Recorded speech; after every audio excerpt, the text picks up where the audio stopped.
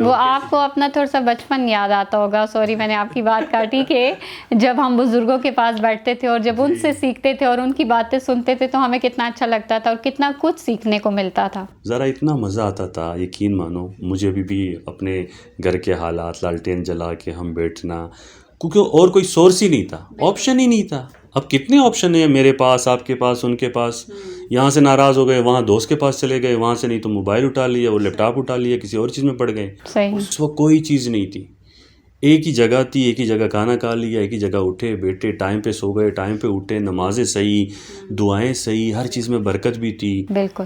اب تو کچھ بھی نہیں ہے. آپ 1.5 لاکھ کمانے والا بندہ اپنے گھر کو نہیں سنبھال سکتا. یہی وجہ ہے کہ ہمارے گھروں سے میرے خیال میں بزرگوں کے ساتھ ساتھ برکت بھی اٹھ چکی. برکت بھی اٹھ گئی ہے, اور برکت اٹھ گئی اس لیے کہ یہ حالات ہیں جو ہمارے سامنے ہیں, کہ ہم سوشل میڈیا اور ان چیزوں میں اتنا ہم بیزی ہو چکے ہیں کہ ہمیں پھر آگے نہیں پتہ.